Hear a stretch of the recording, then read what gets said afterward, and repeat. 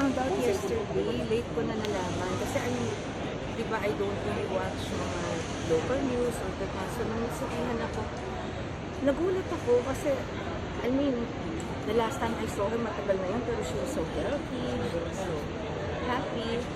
Saka din merong nawawala na kasalanan sa industriya, napakasakit, lalo na pag Reyna. Yes. Tapos lalo na pag nakasama mo sa pelikula, marami kang natutunan sa kanya at napakabuti niya sa iyo at sa lahat ng taong kilala. What are your fondest memories po about Kay? Mga shooting namin sa oras-oras, araw-araw, bakit ikaw pa rin. Tapos mga guesting sa Bonifacio lang. Kita lang kami. Yeah. Tapos si Marites kasi yung anak niya, since grade school, schoolmate ko siya sa Singapore. Okay. So parang, tapos ka-birthday pa ni Tita Gloria si Changi. So parang, ay alam ko lahat yun, di ba? Right. So parang,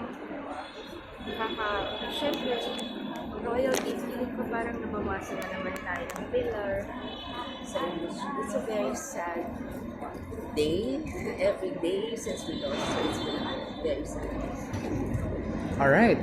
Thank you, Ate Shawi. Maraming salamat. Maraming salamat po, Sian. Thank you so much po. Kulo sa loob, salamat. Salamat po sa inyo.